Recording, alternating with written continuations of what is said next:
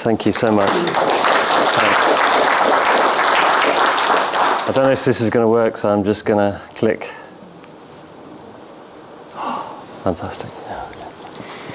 Had a chat with Steve before this quick email exchange, and he said, I'll give you half an hour. And then I saw on the agenda I'm down for an hour. So I feel like having a sort of show of hands.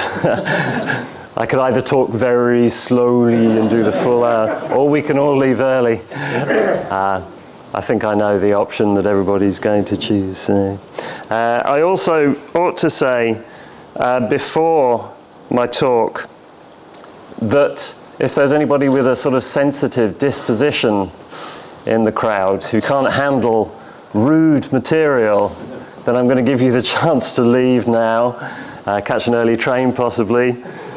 Some of it is a bit risque, because we're going to be looking at very early Philip Larkin, before he was famous, as it were, so we're going to go back in time. That's whetted the appetite, I can kind of tell. Okay, we'll start with then a little tennis poem, which I shall read for you. Mary Cox in tennis socks, Mary Cox in shorts, teacups tinkling in the breeze, tables underneath the trees, and Mary Cox with suntan knees in tennis socks and shorts. White lines drawn across the lawn and Mary Cox in shorts. Jugs and glasses in the shade, lilac trees and lemonade, racket presses carefully laid beside the tennis courts. But summer dies, and summer skies go cloudy in my thoughts. Yet still, as in a crystal, creeps the shadow of a rose that sleeps, and Mary Cox's shadow leaps in tennis socks and shorts. And I can't think of anything more Betjeman-esque, you know, than that poem. But it was, of course, written by a 21-year-old Philip Larkin. And there he is with hair. They both look very strange with hair. Mary Cox was a late product then of what Larkin once described to George Hartley as his suppressed Betjeman period. And that period centred on 1943, which was his last term at Oxford University, and also afterwards when he went home for a short period. According to Andrew Motion, the Bodleian has a record of Larkin requesting a book by Betjeman, possibly Old Lights for New Chancels, in his final year at university. That book had been published in 1940. It would have introduced him, of course, to the tennis-playing Pam, the Zephyr and khaki shorts girl of Potpourri from a Surrey Garden. But Mary Cox's socks and shorts weren't to get an airing for a long time, until they appeared finally about 30 years after Larkin's death in the complete poems. And I think that delay might be symptomatic, as although, as John was saying this morning, Larkin wrote more on Betjeman than he did on any other poet, he actually rarely drew attention to the influence that Betjeman had had on his own writing early on. In fact, I can find only one public acknowledgement of this, which was offered in passing in an interview in 1967. Larkin wrote, "After Yeats and Hardy, I don't think anyone has seriously influenced me except Betjeman. In poetry, he simply made it possible to write about all sorts of things that you thought it wasn't possible to write about, things that seemed outrageously sentimental or trivial." Betjeman looks even stranger with hair, doesn't he? You know, I do like that photo.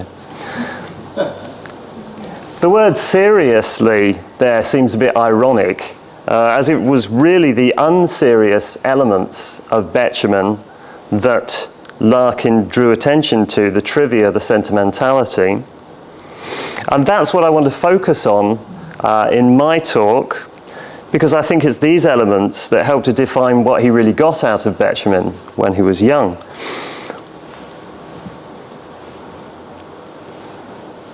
So Betjeman was long, I think, a missing link in the story of Larkin's early development.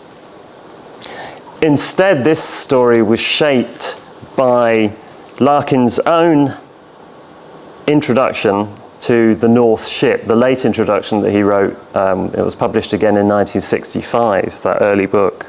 And in this introduction, Larkin famously recalls the moment, sometime in 1946, when Yeatsian misty high-mindedness, as Motion calls it, in a nice phrase, was dispelled by the clarifying influence of Thomas Hardy. That change always looked a bit too neat, really.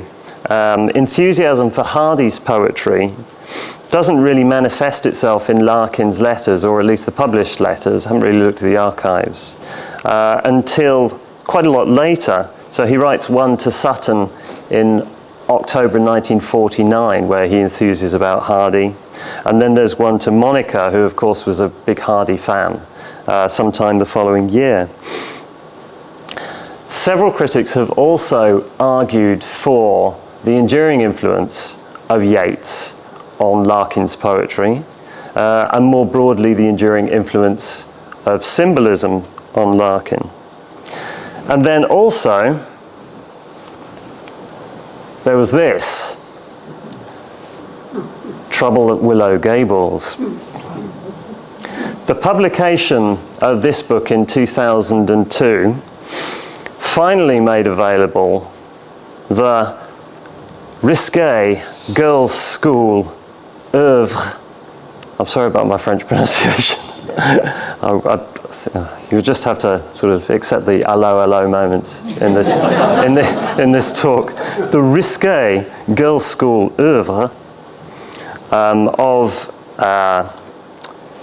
Brunette Coleman. Brunette Coleman dates back 3 years before the supposed Hardy revelation. She was Larkin's invention, a pseudonym, a female pseudonym. Larkin may have invented brunette as a jeu d'esprit,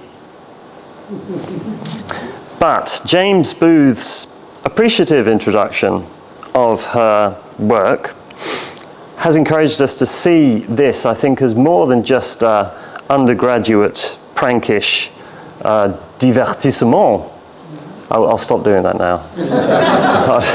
I'm not going to be able to keep that one up. The Coleman corpus turns out to have been quite an interesting literary exercise in its own right, and one performed at a very young age by its author, Larkin. And it was an important developmental stage in his writing. The critic M.W. Rowe should be credited with the claim that rather than via Hardy, Larkin started fashioning his poetic voice through brunette. And this is an achievement, according to Rowe, that apparently involved an escape from his own youthful, self-absorbed character. Basically, Rowe argues that Larkin became the Larkin that we know and love through being brunette. Since then, James Underwood has fleshed out this argument in an interesting book that's only just been published called Early Larkin. I don't know if anybody's had a look at this yet, but examining closely this period of his early writing. And Underwood suggests in this book that Larkin's breakthrough then was a result of his burgeoning interest in everything outside of himself, a movement away from autobiographical introspection, which is reflected and was amplified by the brunette experiment. But I'm thinking, if brunette led Larkin away from his younger self, then who was it who led him to brunette?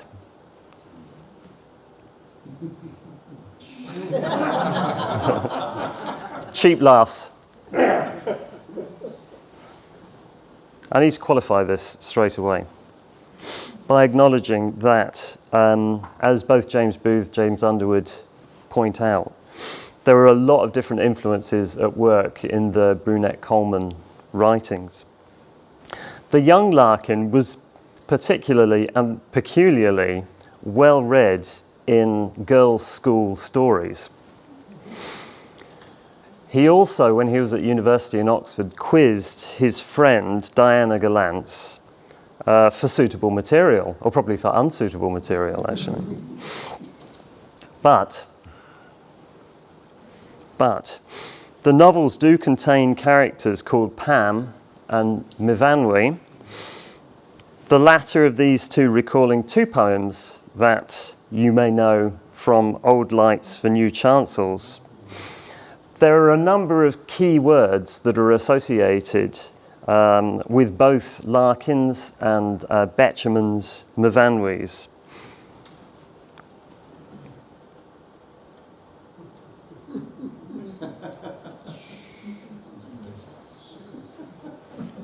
Not necessarily in that order, I add swiftly. This is where the research got a bit interesting. So Underwood notes this Myfanwy connection, but he doesn't really pursue Betjeman's influence, which in fact is interesting because it turns out to provide some useful evidence that would support James Underwood's thesis from his book. This idea that Larkin matured by moving away from introspection and developing an interest in everything outside of himself. These are things that Larkin actually admired in Betjeman. So I've got a couple of quotes here. The strongest and most enduring thread that runs through the contradictions of impulse in this puzzling, dazzling body of work is a quite unfeigned and uninflated fascination by human beings. And then Betjeman's own attitude towards himself is disinfected by his palpably greater interest in things other than himself. That is all well and good, but it also needs to be counterbalanced by the more disreputable aspects that Larkin also enjoyed in Betjeman. As he wrote in a review towards the end of his life, you can't afford to miss the primitive, farcical, even Dionysian element in Betjeman's work that expresses an essential side of his personality that may even power the rest. Back in 1992, James Booth suggested that Betjeman seems to have triggered a release of inhibitions in the young Larkin. And I think that gets us quite close to this important aspect of Larkin's debt to Betjeman in his youth. Betjeman's mischievousness, his exuberance, his ebullience helped to liberate the young Larkin's poetry from its wan adolescent enthusiasms and earnestness, I suppose you might say. Basically, Betjeman showed that it was possible to write poems for fun, and indeed sometimes for naughty fun. It's not too late to leave the room.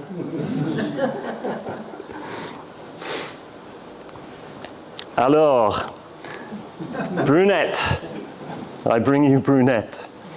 And so Larkin bound up 4 copies of Brunette-Coleman's complete poetical works, which I think was 7 poems. And he entitled it Sugar and Spice. He enclosed one of these copies in a letter to Kingsley Amis. And in this letter, he contemplates whether or not to send another one to Betjeman. Larkin was 21 at this point in time. And by the way, many thanks to James Booth for finding that letter, because that one hasn't been published. Subsequently, he wrote in his own primitive and farcical mode, I'm glad you like Betjeman's poems. This is to Kingsley Amis. I'm glad you like Brunette's poems. I think all wrong-thinking people ought to like them. I used to write them whenever I'd seen some particularly ripe schoolgirl or when I felt sentimental. That's the kind of thing that Kingsley Amis brought out in the young Philip Larkin, of course, but as well as amusing his friend, I think he was also rebelling against the values of contemporary academic poetry criticism here, which at that point, and probably still now actually, was dominated by a rather cold and impersonal ideal, both of creativity and of literary criticism. At this time, in the 1940s, displays of sentimentality in poetry were in their own way even less acceptable than lusting after particularly ripe schoolgirls.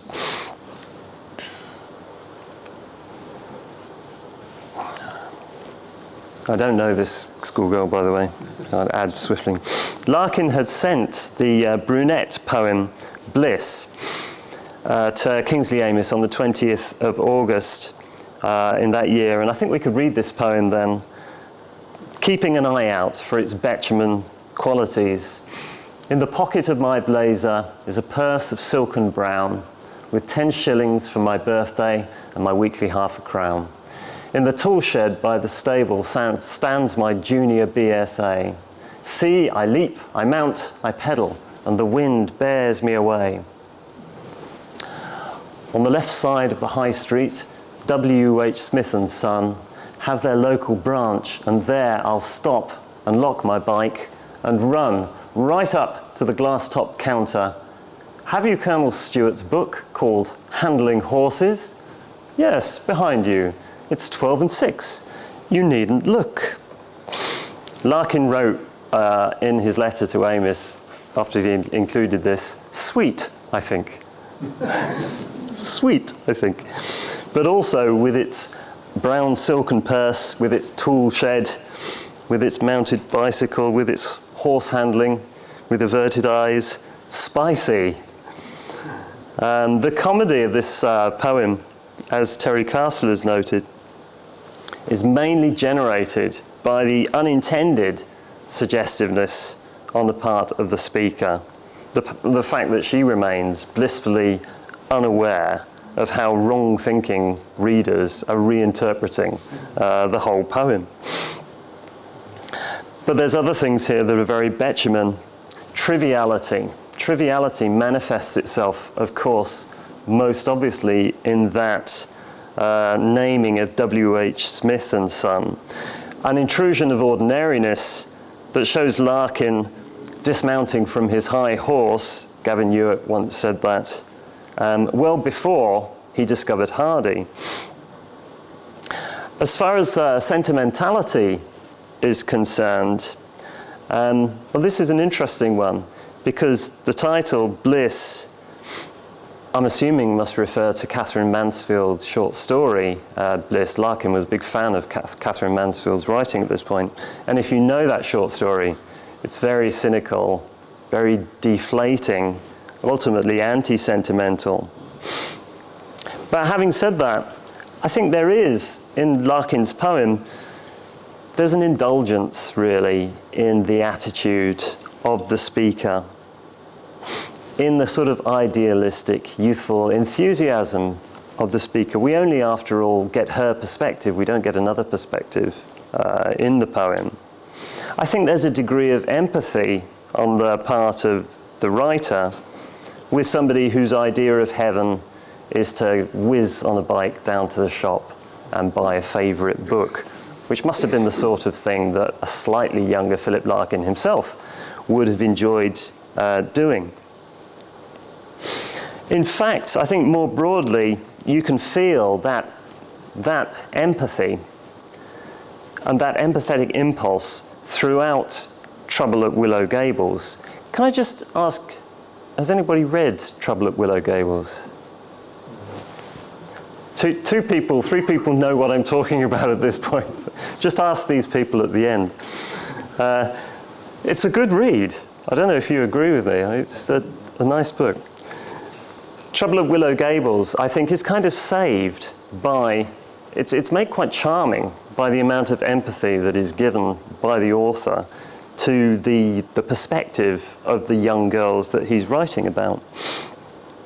Anyway, this appealingly dissonant combination of, on the one hand, cynical spoof, really, satire, and on the other hand, sincerity, is John Betjeman. It's what he did.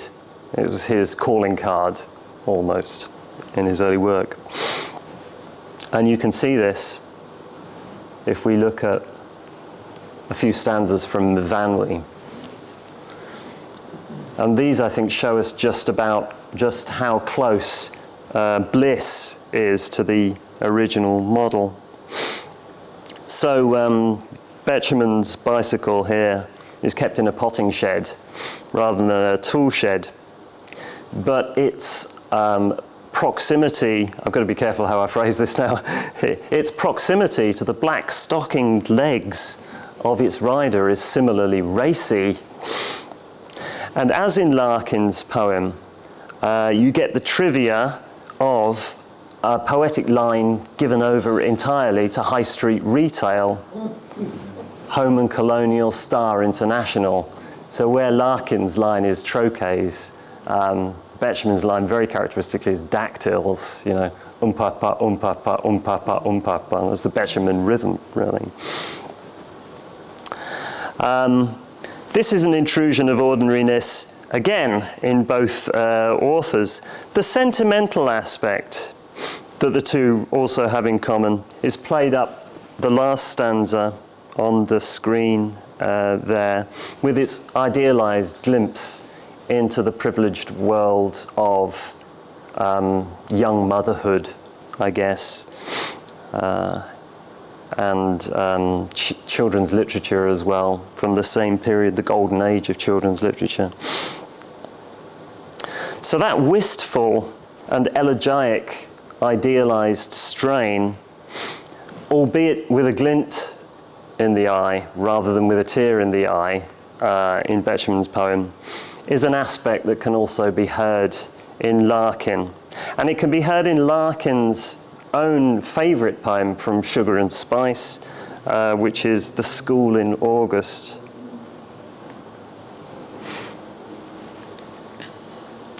I read this one. The cloakroom pegs are empty now, and locked the classroom door. The hollow desks are dim with dust, and slow across the floor, a sunbeam creeps between the chairs till the sun shines no more. Who did their hair before this glass? Who scratched Elaine Loves Jill? One drowsy summer sewing class with scissors on the sill. Who practiced this piano, whose notes are now so still? Notices are taken down and scorebooks stored away, and seniors grow tomorrow from the juniors today, and even swimming groups can fade, games mistresses turn grey. This is Larkin writing when he was very young, but this is as good as, well, it's not as good as anything he wrote, but it's very good for one so young. And it's got a certain resonance for those of us who can remember hollow desks. And I can still dimly remember hollow desks. I think there's a bit more than nostalgia going on in this poem. So thinking of his poem Absences, another one of his own favourites, Larkin spoke in 1962 about, and I quote him, being thrilled by the thought of what places look like when I am not there. Something of that thrill can already be felt in this early brunette poem. And that, I don't think, is really a Betjeman feeling. I think being there was usually an essential part of the thrill for John Betjeman. So Larkin's already diverging a bit in his youth from the Betjeman original, and we'll see a bit more of that happening in a minute. But that poem's sentimentality, its sort of patina of sentimentality, is definitely Betjemanesque, as indeed is its form. It's written in this 6-line stanza, and it's written in a very regular ballad metre, which would become unusual for Larkin, but was common in Betjeman's work. And Larkin would have found that combination, that formal combination, in another Betjeman poem, Cheltenham. Don't know if anybody knows this one. It's another poem from Old Lights and New Chancels. It's just one stanza to give you a feel. Shall I forget the warm marquee and the general's wife so soon, when my son's collager acted as tray for an ice and a macaroon, and distant carriages jingled through the stuccoed afternoon. The stuccoed afternoon. Isn't that lovely? It is. What a fine line. It's a fusion, it's a weird fusion actually, of the spatial with the stucco and the temporal with the afternoon. And more than anybody, it actually reminds me of T.S. Eliot, which seems like an odd comparison to make between Betjeman and Eliot. But I'm thinking about measuring one's life out with coffee spoons here. It's an effect that Eliot also went for in his early writing. Larkin appreciated that line as well, it would appear, because he borrows the word stuccoed for another brunette poem. This is just a few lines from this one. Fourth form Lockwitter. Deck chairs that the governors had filled grew empty, and the final score was hung to show for once the old girls had been licked. In just a week, the end of term will part us to the pale and stuccoed houses we loved so much. That's quite nice as well. I don't think it's quite as good as Betjeman's, so I'm going to say 1-0 to Betjeman on this. See where my allegiances lie, that's beginning to emerge. I have this vision, just as an aside, I was thinking as I was writing this, of Larkin and Betjeman as kind of Merseyside derby, you know, with Betjeman playing plucky Everton to Larkin's effortlessly superior Liverpool. And you know that Liverpool are going to win in the end. But 1-0 to Everton at this point. Although it's only 1943, so there's a long way to go, as they say on 5 Live. Brunette Coleman then, was as much Larkin doing Betjeman as Larkin doing lesbian, and Betjeman faded with the waning of Willow Gables, only 1 year the experiment, and the waxing of W.B. Yeats's influence. But if we look forwards a little bit in time, I think 2 key poems in the Less Deceived suggest that Betjeman had left a lasting impression on Larkin's work. I wonder if you can guess what poem I'm going to talk about at this point. A bit of audience participation. The poem At Grass has been regarded as maybe the first of Larkin's really important works where he actually sort of seems to define his own voice, I guess. Larkin identified his source of inspiration for this poem as a film about a retired champion racehorse called Brown Jack, which he saw this film here in Leicester, just down the road, I think, early in January 1950. So I'll just read this one and click through it. At Grass. The eye can hardly pick them out from the cold shade they shelter in, till wind distresses tail and mane. Then one crops grass and moves about, the other seeming to look on, and stands anonymous again. Yet 15 years ago, perhaps, 24 distances sufficed to fable them. Faint afternoons of cups and stakes and handicaps, whereby their names were artificed to inlay faded classic dunes. Silks at the start against the sky, numbers and parasols, outside squadrons of empty cars and heat and littered grass, and then the long cry hanging unhushed till it subside to stop press columns on the street. Do memories plague their ears like flies? They shake their heads. Dusk brims the shadows. Summer by summer, all stole away, the starting gates, the crowd and cries, all but the unmolesting meadows. Almanacked, their names live.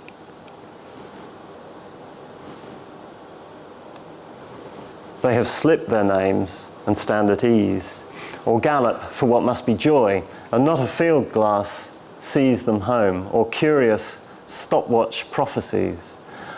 Only the grooms and the groom's boy with bridles in the evening come.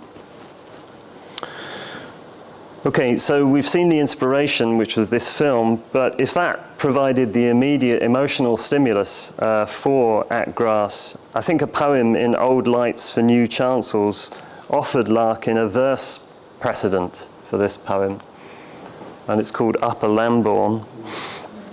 It's got the same 6-line stanza again that we've already seen, the two poets sharing. It's got the racing stable subject matter, and it's got the wistful, nostalgic, pastoral atmosphere. This is Betjeman then. Up the ash tree climbs the ivy, up the ivy climbs the sun. With a 20,000 pattering has a valley breeze begun. Feathery ash, neglected elder, shift the shade and make it run. Shift the shade towards the nettles, and the nettles set it free to streak the stained Carrara headstone, where, in 1923, he who trained 100 winners paid the final entrance fee. Leathery limbs of Upper Lambourne, leathery skin from sun and wind, leathery breeches, spreading stables, shining saddles left behind, to the down the string of horses, moving out of sight and mind. Feathery ash in leathery Lambourne waves above the sarsen stone, and Edwardian plantations so coniferously mown as to make the swelling downland far surrounding seem their own. They're very different, aren't they? Very different. Writing about similar subject matter, but the feel is very different between the two of them. Having said that, I think these two poems have enough in common to argue for a direct influence of the one over the other. Those differences were to become more distinct as Larkin matured then, and they're instructive. Characteristically, in this poem, Betjeman evokes the spirit of place. We've seen this in the earlier talks. You know, the importance of location, of topography to Betjeman is characteristic. So this is another placed poem, Upper Lambourne. Whereas Larkin's At Grass could be sort of set anywhere. He muses instead on universal feelings and emotional situations.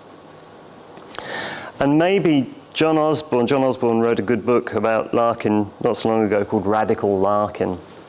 And he suggests in this book that there's an extended marital pun at the end of At Grass, whereby, so we end with this closing image of grooms who come with their bridles in the evening. There's got an ingenious suggestion that this is a marital pun, possibly. But if that's the case, that's a bit more evidence of the younger poet, Larkin, going his own way. That's not in Betjeman, but it does hint at one of his own preoccupations, marriage, you know, would become an obsession in his writing. So you can see how the Betjeman-esque is being Larkinized here in this early-ish poem, 1950. And it's also being made a little bit more dignified in some ways, in literary terms. It's as if, by adding some of this sort of meditative, thoughtful dimension, speculation, which is really what Larkin's poem does, and also adding a rather elegant, mellow-sounding, Keatsian ending to At Grass, it's as if Larkin is refashioning Betjeman then for his own purposes. one of his own purposes at this early stage in his writing life, 1950, was to be taken seriously as a poet. He wanted to carve out his own niche. He wanted to find his own voice, and he was very ambitious, and he was ambitious from very early on as well.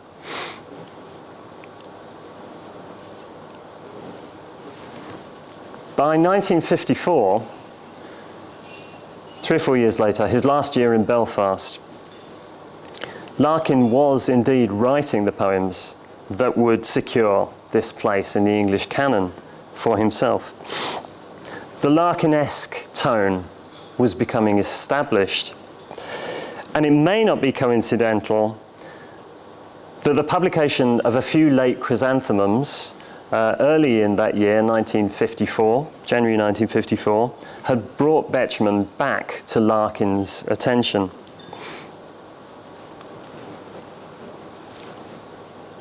Okay, this is a nice pastiche parody.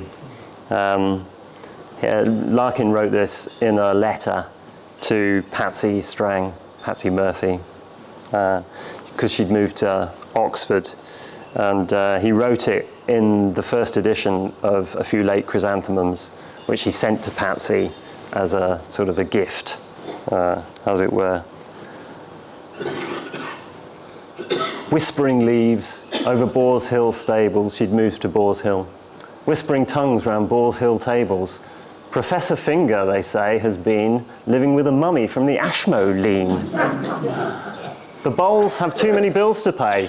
Heels took the chairs back yesterday. And have you seen the Kamansky twins? One has a tail, one has fins. But clipper-clop-clap, under the conifers, Gilly and Guinevere jog in their jodhpurs, clearing the Matthew Arnold there, simply by cantering Costlily there. Costlily is great, isn't it? Costlily. Costlily echoes, perhaps, coniferously from that earlier poem. There's a link here.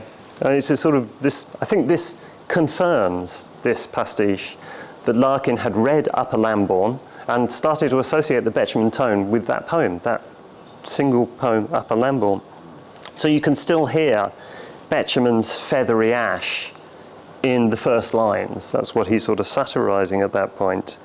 And the coniferously moaning Lambourne evergreens are there in Costlily. There's this other neologism that Betjeman came up with in Invasion Exercise on a Poultry Farm. I don't know if anybody knows this one.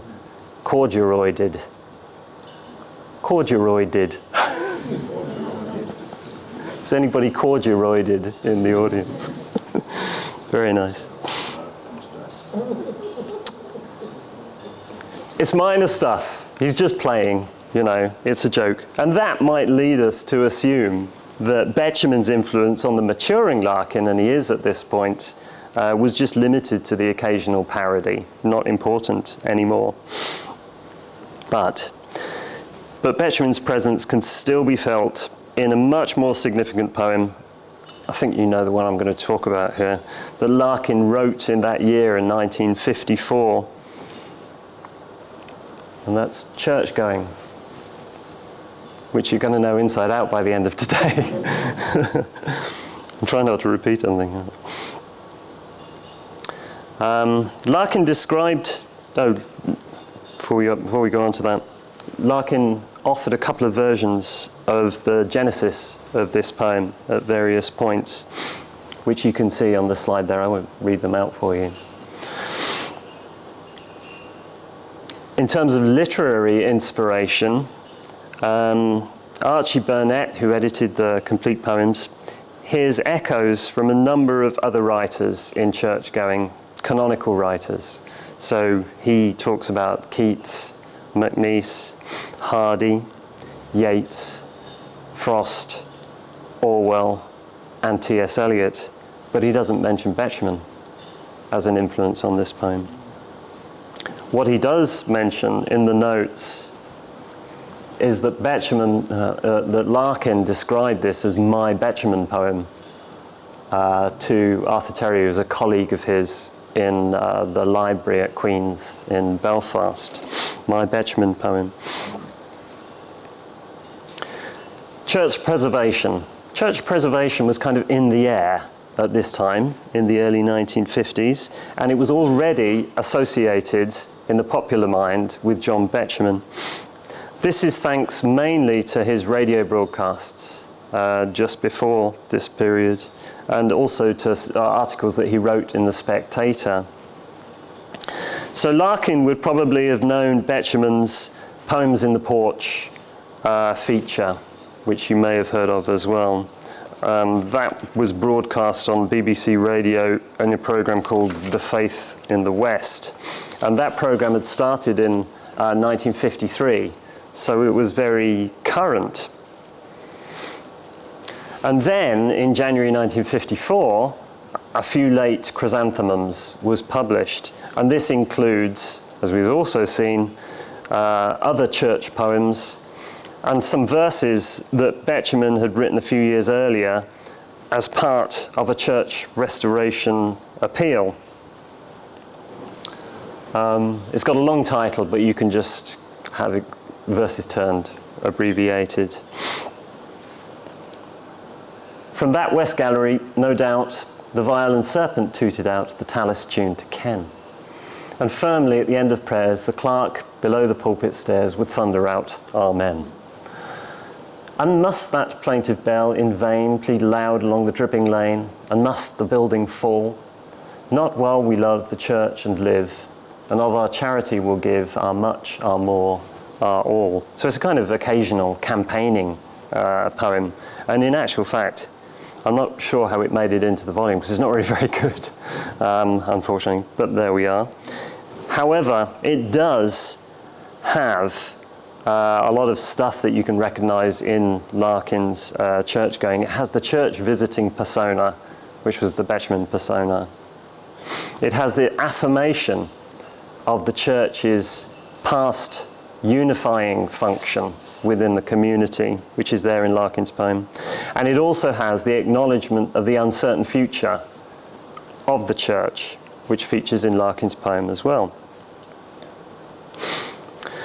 Back in 1986, Monica Jones's old postgraduate student, Bill Ruddick, sadly no longer with us, suggested that, and I quote him, the extent to which Betjeman echoes, whether of situation or language, can be discerned in church-going is remarkable. But I would add that they're all discordant echoes. In fact, you could see the speaker of church-going as a kind of comic Betjeman fail. So just bits and bobs from it. Another church, matting, seats and stone, little books, sprawlings of flowers, cut for Sunday, brownish now, some brass and stuff up at the holy end. I mean, I'm sure JB could have done better than that. He's deliberately sort of playing up his ignorance here. And then we have, from where I stand, the roof looks almost new. Cleaned or restored? Someone would know. I don't. We all know who would know. Mounting the lectern, I peruse a few hectoring large-scale verses and pronounce, "Here endeth." It's my Larkin impersonation. Much more loudly than I'd meant, you know. And that plays against the sort of the more sincere, thundering "Amen" that comes in Betjeman's poem from the clerk. And then, more subtly, when the poem turns a little, and he said, no, but I did stop. In fact, I often do, and always end much at a loss, like this, wondering what to look for. So his ignorance is now being qualified by a more instinctive appreciation that does fundamentally ally him to John Betjeman, although they're sort of not quite appreciating the same thing. We heard about this earlier as well this morning. And then the sort of the climax of the poem comes before the end. A serious house on serious earth it is, in whose blent air all our compulsions meet, are recognized and robed as destinies. You know, this is a big climax moment. He realizes that his own reasons for attendance at this church are different. There's nothing in Betjeman that says you go to church because you want to be more serious. You know, the hunger to be more serious isn't really there. But what he does is deliberately, I think, here, offer a dignified, serious tone to counterpoint Betjeman's frivolity and frivolousness in general. I'm thinking this is he's a young man still, he hasn't really made his name. I'm thinking this is a manifestation of Larkin's own hunger at this point in his life to be taken seriously as a poet, or at least to be taken more seriously than John Betjeman was, because he wasn't taken seriously. This wish to distinguish his own voice and the competitive edge that Larkin had, in his appreciation of Betjeman, can be sensed throughout his writing on the other poet. It can be sensed in a letter that Larkin sent to Monica around this time, which refers to another occasional church preservation poem. So he writes to Monica, see Betjeman's poem this week. Lucky he doesn't pitch on my subject. Yeah. Do you know, as I say, I think he's easily the best English poet today, except me. We're not after entirely the same game, you know. I love this. This is very good. It's as if, having absorbed Betjeman's sensibility, and he really did then in 1943, last year at university, Larkin is now defining his own sensibility against Betjeman.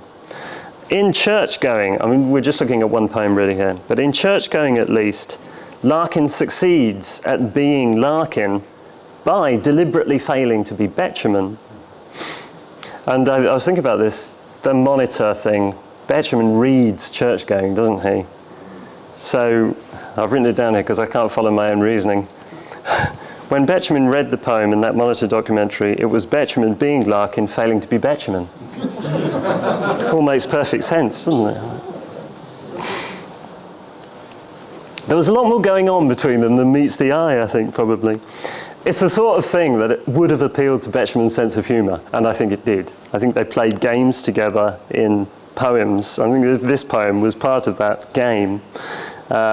This is a self-parody, really, that Betjeman wrote a few years later, just a few lines from it. Is Woodford Church or Hinton Church the one I ought to see? Or were they both too much restored in 1883? I do not know. Towards the west, a trail of glory runs, and we leave the old great central line for Banbury and Buns. Maybe this then encapsulates the difference between these two wonderful poets, where Larkin attains poetic gravitas by tuning into the hunger to be more serious. Betjeman just doubles down on frivolity and his own frivolousness, and I, for one, would not wish it to be any other way. You want them to be what they are, you know. Okay, last bit.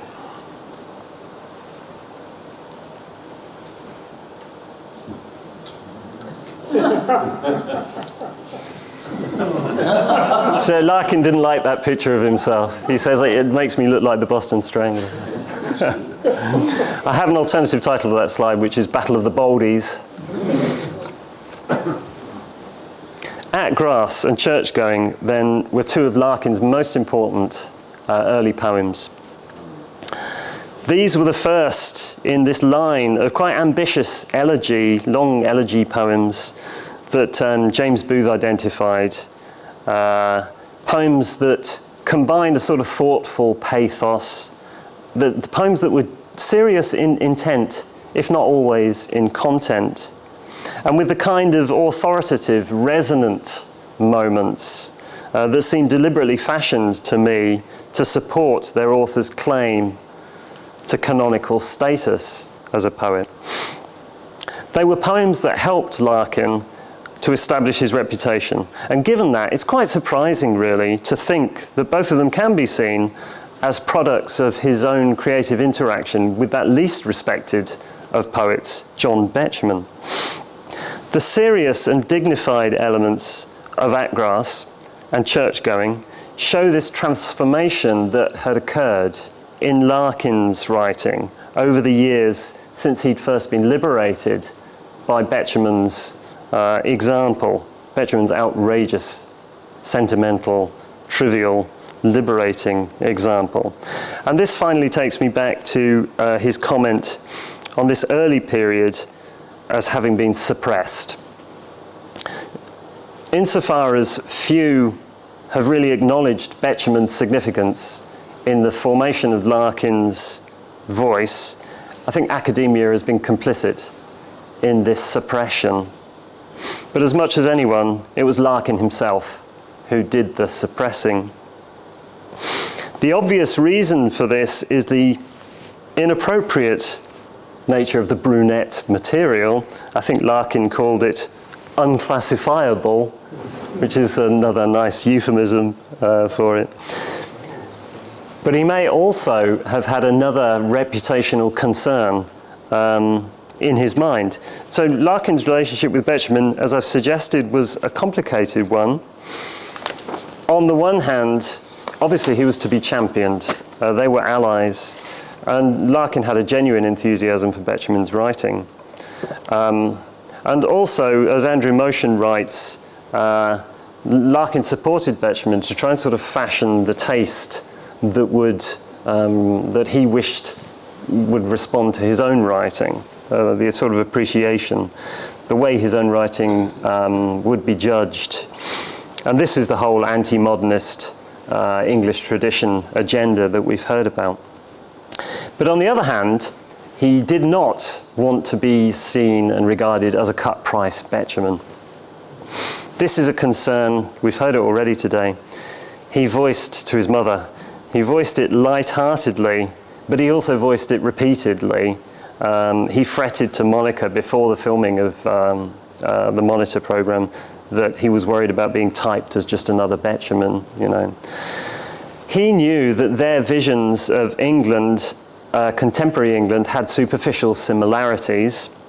He also knew that he had come second, chronologically second, if not necessarily in quality. Everton were, after all, founded 14 years before Liverpool. I'm not an Everton fan, by the way. I should have changed this to Man City and Man United, shouldn't I? Oh. So he gave out mixed messages. Like in that letter to Monica, where he says, I'll paraphrase, he says, Betjeman is easily the best, but not the best. Much is a bit trivial, but some is quite absolutely admirable. I mean, what can you make of that? That's tortured. He's struggling to find the right formula of words here. Or elsewhere, where he reduces Betjeman to being a didactic protest poet, which he was, but he was so much more as well. Or there's another moment where he suggests that it may be time to overestimate Betjeman for a bit. You know, he was a very deft example of giving with one hand while taking away with the other. He wrote a review of Kingsley Amos's New Oxford Book of Light Verse, and in this review he described Betjeman as, and I quote, the presiding genius of the second half of the century. That all sounds very positive. But in the context of the New Oxford Book of Light Verse, that implicitly reserves weighty verse for another presiding genius, Larkin. Larkin could see Betjeman's strengths. He would have been a great critic if he hadn't wasted his time with poetry. Larkin could see Betjeman's strengths, but he could see Betjeman's limitations just as clearly. And the one thing that he really didn't want was for posterity to characterize him as a sort of somewhat less charismatic heir to the century's primary purveyor of light verse. Better an old type, natural, fouled up guy than that. Well, Posterity continues to characterise Larkin in many different ways, and trouble at Willow Gables has only complicated matters further in this regard. But academia has always taken him seriously. That word keeps coming back. Academia has always taken him seriously as a poet, unlike Betjeman, of course, who's fated to hover eternally on the edge of literary respectability. Their public personae, as we've seen, were very different. Try and sum them up. Betjeman is an infectious enthusiast with a sense of underlying anxiety running through. Larkin is a more restrained deflator with moments of enthusiasm. Maybe less Everton and Liverpool than Ken Dodd and Tony Hancock. A joke that will be lost on my undergraduates.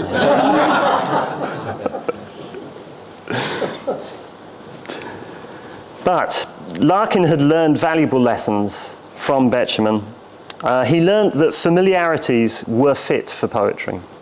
He learned more than anything else that one secret of writing well is to ditch inhibitingly elevated preconceptions, both about the persona of the poet, what a poet is like, and also about the proper stuff of poetry itself, what you can write about. You ditch those preconceptions and instead you draw strength from whatever gets your creative juices flowing, however lubricious or frivolous or polemical or mawkish that might be. Veronica is back. Was it Veronica? No, Virginia. Virginia. Betjeman's example had been liberating then for Larkin in the early 1940s, and he was still very grateful for this in the early 1970s, and indeed in the early 1980s. In the early 1970s, he really hit the nail on the head, I think, in this introduction, which has been mentioned before today, to the American edition of Betjeman's collected poems. And this is the bit I wanted to quote. For Betjeman, poems are nothing if they're not personal. They are exclusively about things that impress, amuse, excite, anger, or attract him. And this is most important, once a subject has established its claim on his attention, he never questions the legitimacy of his interest. Energy most contemporary poets put into screening their impulses for security, Betjeman puts in the poem, into the poem. This is so insightful, and it absolutely tunes into how I feel about Betjeman's writing. And Larkin could have signed that. Brunette Coleman, because if you read Brunette Coleman's introduction to her own works, she's saying almost exactly the same things. So, if it's great news that Brunette Coleman is finally being recognized, and she's assuming her rightful place in the Larkin oeuvre, last time, the Larkin oeuvre, the Larkin corpus, let's say. Equally, I think now it's high time that Betjeman's influence on Larkin's early work is properly recognised. And on that campaigning note, I'll send you all out. I'll end it there. Thanks for your attention.